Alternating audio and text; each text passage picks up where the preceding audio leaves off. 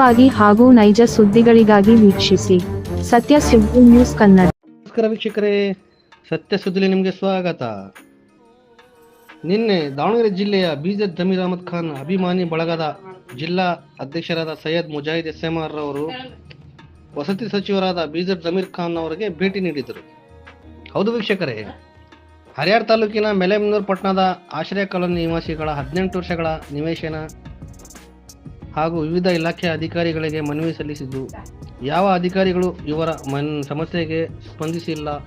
ಹಾಗಾಗಿ ಬೇಸರಗೊಂಡು ದಾವಣಗೆರೆ ಜಿಲ್ಲಾ ಅಖಿಲ ಕರ್ನಾಟಕ ಬೀಜರ್ ಜಮೀರ್ ಅಹಮದ್ ಖಾನ್ ಅಭಿಮಾನಿ ಬಳಗಕ್ಕೆ ಜಿಲ್ಲಾಧ್ಯಕ್ಷರಿಗೆ ಸಂಪರ್ಕಿಸಿ ಇವರು ಮೆಲೆಮನೂರು ಪಟ್ಟಣದ ಆಶ್ರಯ ಕಾಲೋನಿಗೆ ನಿವಾಸಿಗಳಿಗೆ ಭೇಟಿ ನೀಡಿ ಸ್ಥಳ ಪರಿಶೀಲಿಸಿ ಇವರಿಗೆ ಸಾಂತ್ವನ ಹೇಳಿ ತಮ್ಮ ಸಮಸ್ಯೆ ಬಗೆಹರಿಸುವ ಕೆಲಸ ಮಾಡಲು ನಮ್ಮ ನಾಯಕರಾದ ಬೀಜರ್ ಜಮೀರ್ ಅಹಮದ್ ಖಾನ್ ಇವರಿಗೆ ಭೇಟಿ ಮಾಡಿ ನಿಮ್ಮ ಸಮಸ್ಯೆ ಗಮನಕ್ಕೆ ತಂದು ಹಾಗೂ ನಿವೇಶನ ನೀಡಲು ಪ್ರಯತ್ನ ಮಾಡುತ್ತೇನೆಂದರು.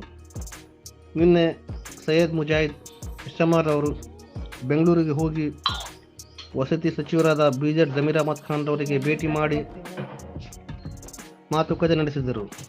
ಮಾತುಕತೆ ನಡೆಸಿದ ದೃಶ್ಯ ತಾವು ನೋಡಬಹುದು. ಈ ಸಂದರ್ಭದಲ್ಲಿ MLC ಜಬ್ಬಾರ್ ಸಾಬ್, ದಾವಣಗೆರೆ ಅಂಜುಮನ್ ಸಂಸ್ಥೆಯ ಅಧ್ಯಕ್ಷರು, ಸದಸ್ಯರು, ಪದಾಧಿಕಾರಿಗಳು ಉಪಸ್ಥಿತರಿದ್ದರು. ವರದಿ ಸೈಯದ್ ಇರ್ಫಾನ್, ಸತ್ಯ ಸುದ್ದಿ ನ್ಯೂಸ್ ಕನ್ನಡ, ಮೆಲೆಮನೂರು.